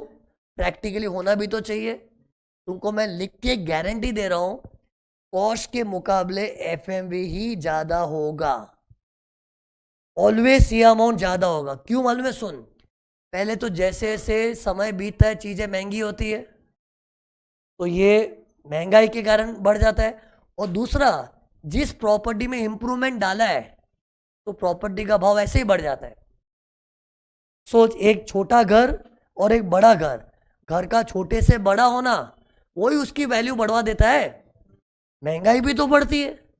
मतलब गवर्नमेंट इज सो कॉन्फिडेंस से तूने जब इंप्रूवमेंट किया है तो 2001 में तो वैल्यू ऑटोमेटिकली बढ़ी हुई आएगी। नहीं तो सोचो कितना फनी एग्जांपल पहले मैंने लिया था कि 20 लाख है, फील कर प्रैक्टिकली होगा। 20 लाख का घर था और उसमें मैंने एक माला चढ़ाया और माला चढ़ाने के बाद मार्केट में भाव गिर गया। कोई भूत बंगले वाला माला थोड़ी था उसका मार्केट में वैल्यू उतर गया। तो सी, जिस घर में तुम इंप्रूवमेंट डालोगे तो इंप्रूवमेंट आने से मार्केट में ऐसे ही भाव बढ़ जाता है और समय बीतने से महंगाई भी तो बढ़ती है। हाँ, कोई कोई बच्चे बोलते हैं लेकिन सर आपने बोला था शेयर मार्केट का भरोसा नहीं है, शेयर्स में अगर हो सकता हमने 2 करोड़ में शेयर खरीदे थे, एफएमवी उसकी बहुत गिर गई, लेकिन शेयर्स में इंप्रूवमेंट भी तो नहीं होता ना। शेयर्स में कुछ भी सन की अमाउंट आ सकता है। जैसे हमने ओरिजिनली खरीदा था 20 लाख में, उसका मार्केट वैल्यू गिर गया बाद में। शेयर्स में पॉसिबल, लेकिन शेयर्स में इंप्रूवमेंट होता है कभी। सी, इंप्रूवमेंट किस में होगा? घर जैसी प्रॉपर्टीज होती है, इमूवेबल प्रॉपर्टीज, उसमें एक एक्स्ट्रा माला बना दिया, एक भारी चेंजेस कर दे, रूम वूम तोड़ के नया एक्सटेंशन कर दिया, उसमें इंप्रूवमेंट होता है। और उनके तो भाव समय बीतने से बढ़ते ही है। इसलिए गवर्नमेंट को पूरा यकीन है कि ये विचर इस हाई के मुकाबले में एफएमवी हायर होगा और उसमें इंप्रूवमेंट ऑलरेडी शामिल है, तो अलग से हम माइनस नहीं करने देंगे। ये रूल की तरह बना दिया, इग्नोर। बट कौन सा इंप्रूवमेंट इग्नोर मालूम है? ये 1/4/2001 के पहले वाला। टेल मी, 2001 के बाद इंप्रूवमेंट किया होगा तो वो डिडक्शन में आएगा। What you should ignore is 1/4/2001 के पहले वाला, क्योंकि पहले वाला हिसाब सब एफएमवी में आ गया। लेकिन बाद में इंप्रूवमेंट हुआ है, वो तो बाद में हुआ है ना, तो वो अलग से लेस करने मिलेगा। तो सी, अपना बेसिक्स समाप्त हो गया। बेसिक्स में ये फ्लो चार्ट के साथ मैंने 5 नोट्स बताई थी। नोट 1, कैपिटल एसेट का डेफिनेशन, मिसेस जीएस वाला। नोट 2, ट्रांसफर का डेफिनेशन, सरक तू मैं क्यों सरकू। Note 3, short term long term कैसे डिसाइड होता है, कभी कभी 1 ईयर, कभी कभी 2 ईयर्स। फिर नोट 4, परचेज बिफोर 1/4/2001 हुआ तो एक्चुअल कॉस्ट एफएमवी विचर इज हायर कर लो। और लास्ट नोट था, इंप्रूवमेंट अगर 1/4/2001 का है तो 1/4/2001 के पहले का तो इग्नोर ही कर दो। ओके, तो ये अपना है ना बेसिक समाप्त हो गया। अब सेक्शन वाइज चालू होगा, तो स्टार्ट करते। पहला सेक्शन क्या है? 45(1). This section is called basis of charge, और इधर ईयर ऑफ चार्ज के बारे में भी लिखा है। सी, बेसिस ऑफ चार्ज मतलब क्या मालूम है? ये देखो, ये 2 कंडीशन मैंने बताई थी ना। क्या था कंडीशन? कैपिटल एसेट होना चाहिए, ट्रांसफर होना चाहिए, तो ही कैपिटल गेन आता है। ये तो मैंने बता ही दिया था। और इसको पता है इन लोग बेसिस ऑफ चार्ज क्यों बोलते हैं? सी, गवर्नमेंट ऐसा बोलना चाह रही है कि अगर ये दोनों कंडीशन फुलफिल हुई ना तो we have the basis to charge you. Means फिर हमको तुम्हें चार्ज करने का बेसिस है। बेसिस मतलब राइट है। ये तो क्या पब्लिक गवर्नमेंट पे उंगली उठाती है, ऑन व्हाट बेसिस, किस बात का टैक्स मांग रहे हो, किस बात का टैक्स मांग रहे हो। तो गवर्नमेंट बोलेगी देख तेरे पास कैपिटल एसेट है और तूने ट्रांसफर किया, मतलब उसको बेचा है, पैसा कमाया है ना, that is the basis on which we are charging you. So in short, basis of charge मतलब वो कंडीशन ही जो मैंने तुमको पहले पढ़ाई थी। ये सेक्शन 45(1) में लिखा है। ओके, अब इस सेक्शन में ये भी लिखा है कि किस ईयर में तेरे को टैक्स मारेंगे। सी, जैसे ही कैपिटल एसेट का ट्रांसफर हुआ, ये जोड़ी जमी तो कैपिटल गेन तो आएगा, लेकिन किस ईयर में टैक्स आएगा उसके लिए सी आंसर दिस। मान लो मैंने प्रॉपर्टी बेची 2022-23 में, पैसा मिला 25-26 में। प्रॉपर्टी बेचा 22-23 में, पैसा मिला 25-26 में, तो टैक्स कौन से ईयर में आएगा? जब पैसे मिलेंगे तब। सी, पैसे मिलेंगे तब, वो तो रिसीट बेसिस होता है। लेकिन यही सेक्शन 45(1) में लिखा है कि हम रिसीट बेसिस पे टैक्स नहीं मारेंगे, ट्रांसफर बेसिस पे। जैसे ही तेरा एसेट का ट्रांसफर हुआ, तेरा कैपिटल गेन बुक हो चुका है, टैक्स उसी साल में आएगा। तो मेरे एग्जाम्पल में देखो, 2022-23 में मैंने प्रॉपर्टी बेच दी थी, मतलब ट्रांसफर हो गया था। रोकड़ा कब मिला? 25-26 में मिला। लेकिन गवर्नमेंट बोलती है हम 25-26 में नहीं टैक्स मारेंगे, हम तो 22-23 में मारेंगे। कि तुझे पैसे लेट मिले तेरी प्रॉब्लम है, तू तड़प तेरे पैसों के लिए, हम क्यों तड़पे टैक्स के लिए? हमारे लिए तो जिस साल में प्रॉपर्टी ट्रांसफर हुई कैपिटल गेन का जन्म हो गया। टेल मी कैपिटल गेन का जन्म हुआ कब मानते? ये देख कैपिटल एसेट है, ट्रांसफर है, तो बोला कैपिटल गेन जन्म तो ले लिया है और जन्मते ही टैक्स चाहिए, इंग्लिश में अक्रूवल बेसिस। तो जैसे ही प्रॉपर्टी का ट्रांसफर हुआ तेरा गेन बुक हो चुका है, हमको हाथों हाथ टैक्स चाहिए। कोई बोला नहीं सर पैसे मिले ही नहीं अभी तक। अरे नहीं मिले तो तू तड़प, हमको टैक्स के लिए तड़पा मत, हमको टैक्स तुरंत चाहिए। इन शॉर्ट ये देखो इधर इक्वेशन है, year of tax is equal two year of transfer. इसको ऐसा ही बोल सकते हो, tax is on accrual basis, transfer होते ही टैक्स लगेगा। लेकिन इसमें है ना 4 एक्सेप्शंस है जिसमें tax will be on receipt basis. और वो 4 एक्सेप्शन देखो क्या है, सीसीडीजे, सीसीडीजे, दीज आर द 4 केसेस जिसमें tax will be on receipt basis. तो अभी डाउट क्या आएगा, सर इधर ऐसा क्यों रिसीट बेसिस पे? ये अभी पढ़ाना मुमकिन नहीं है। ये जो सीसीडीजे का तो मैं फुल फॉर्म भी नहीं बोलूंगा अभी मैंने खाली अनाउंस कर रखा है ताकि क्या है बार बार रिपीट करते रहे, बार बार रिपीटेड रिमाइंडर होगा, सीसीडीजे को छोड़, सीसीडीजे को छोड़। अब है क्या सीसीडीजे? सर वक्त आने पे पढ़ाएंगे, अभी से ढिंडोरा क्यों पीट के रखना पड़ता है ताकि मेमोरी में बैठ जावे। और सी अभी मैं बताना भी चाहूँ ना, I will not be able to explain the logic कि इधर रिसीट बेसिस पे क्यों। और वैसे भी ये मेरे आने वाले सेक्शन में एक्सप्लेन करने वाला हूँ, तो इसमें अभी घुसो मत, खाली माइंड में रखो कि 4 एक्सेप्शन को छोड़ के बाकी सब में केस में कैसा है, year of tax is the year of transfer. तो बस 45(1) में इतना ही लिखा है, एक तो बेसिस ऑफ चार्ज और एक ईयर ऑफ चार्ज। ओके, ये 45(1) समाप्त हो गया। ओके, फिर look here 45(1)(a, this section is specially made for destruction of a capital asset. देखो बताओ, आज अगर एसेट को आग लग जाए, जल के राख हो जाए, डिस्ट्रॉय हो जाए और इंश्योरेंस कंपनी पैसा देती है, तो उसमें कैपिटल गेन्स आना चाहिए कि नहीं आना चाहिए?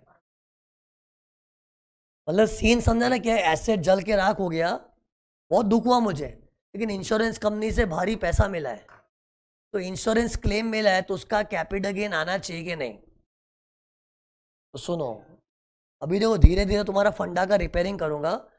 मैं कभी भी तुमको पूछूंगा ना कैपिटल गेन्स आना चाहिए कि नहीं, ऐसे तुक्का मत मार।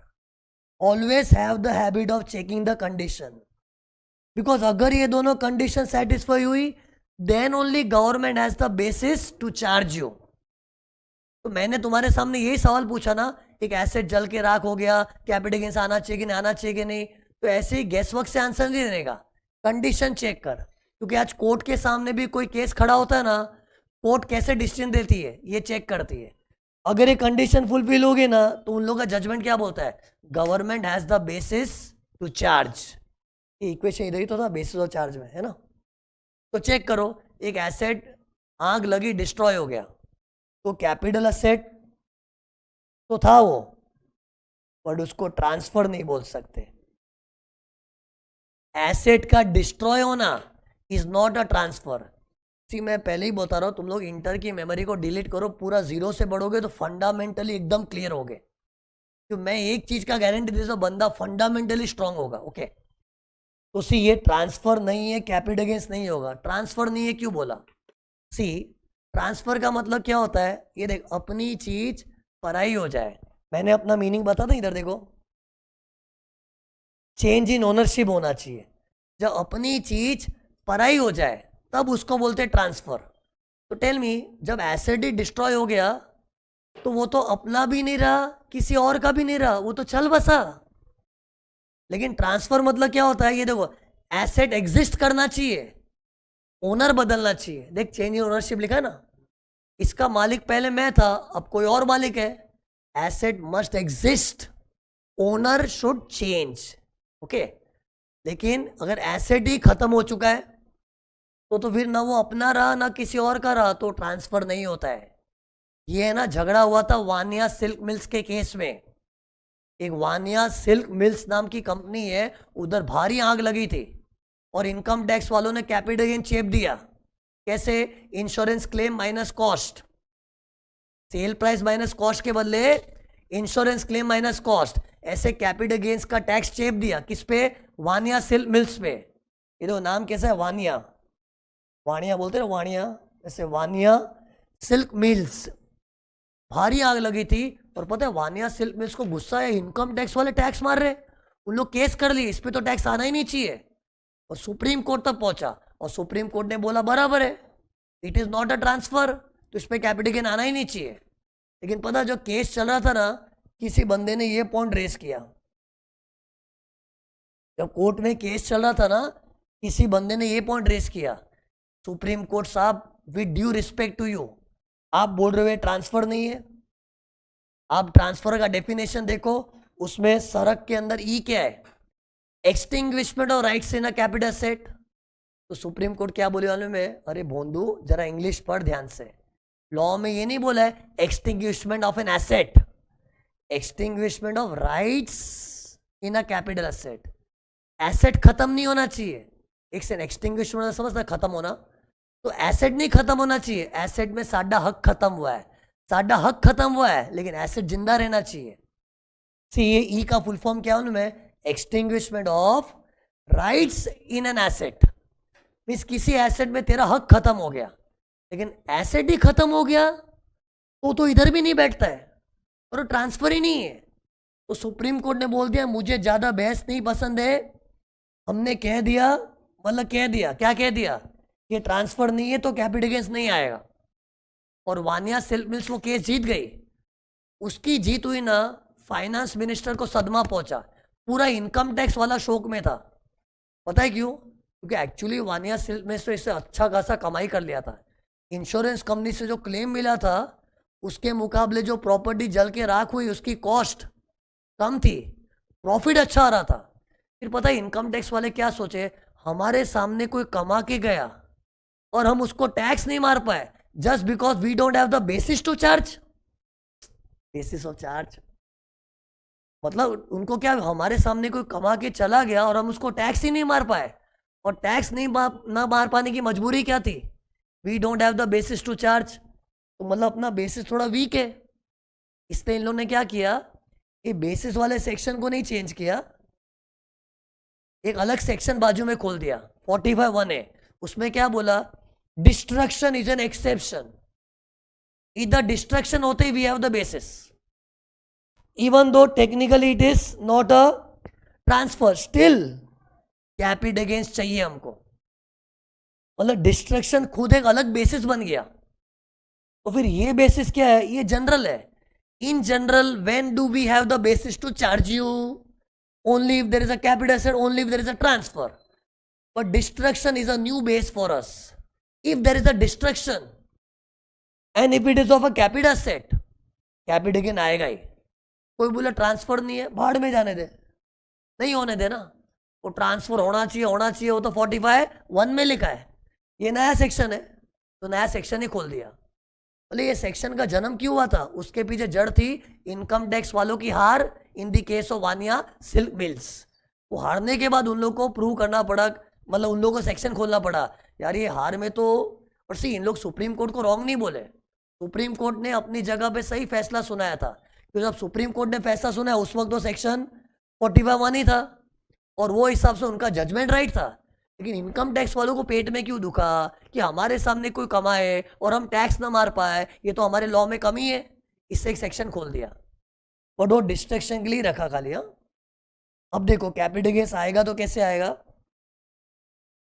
फॉर्मेट देखना, फुल वैल्यू कंसिडरेशन में सेलिंग प्राइस की जगह इंश्योरेंस क्लेम, वो सेल प्राइस जैसे ही हो गया ना, नॉर्मली बेचते तो सेलिंग प्राइस मिलता है, इधर डिस्ट्रॉय हुआ तो इंश्योरेंस क्लेम मिलेगा। फिर बाकी सब सेम है, जैसे इंश्योरेंस कंपनी से कुछ पैसा निकलवाने में खर्चा लग गया, अरे इंश्योरेंस क्लेम रिकवरी में कुछ खर्चा लग गया तो ट्रांसफर एक्सपेंस की तरह लेस कर देंगे।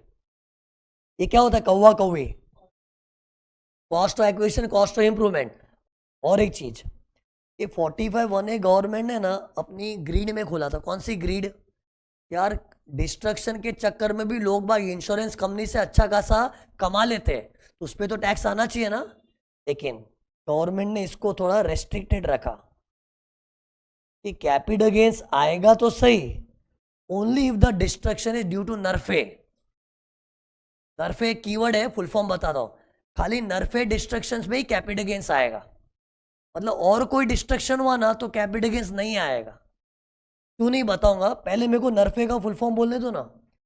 Natural calamities, natural calamities, earthquake, तूफान आ गया, साइक्लोन आ गया, वगैरह वगैरह। आर फॉर रायट्स, दंगा फसाद हो ना, riots. F fire, F for fire. E for enemy attack, कितने लोग ई को अर्थक्वेक बोलते हैं? अरे एन में आ गया ना सब यार, इंग्लिश समझता नहीं क्या यार। एन क्या था? नेचुरल कैलामिटीज, उसमें अर्थक्वेक, सुनामी, साइक्लोन, आंधी तूफान, बारिश वारिश सब आ गया, नेचुरल कैलामिटीज। आर क्या था? Riot. F fire. E for enemy attack. मतलब पता है, अगर नरफे डिस्ट्रक्शन हुआ ना तो ही कैपिटल गेन कंप्यूट होगा। तो इसका मतलब क्या? और कोई डिस्ट्रक्शन हुआ जैसे कि रोड एक्सीडेंट, अरे रोड एक्सीडेंट में मेरा एसेट डिस्ट्रॉय हो गया, तो ढूंढ रोड एक्सीडेंट इसमें आता है। Is it a natural calamity कि driver mistake? Driver mistake. Is it riot, fire, enemy attack? No. तो रोड एक्सीडेंट नरफे में नहीं आ रहा है ना, तो उसमें कैपिटल गेन कंप्यूट नहीं होगा। क्यों? अरे मेरे को जस्टिफाई करना पड़ेगा ना। गवर्नमेंट ने सेक्शन खोला तो सही, लेकिन हर डिस्ट्रक्शन के लिए नहीं, खाली नरफे डिस्ट्रक्शन।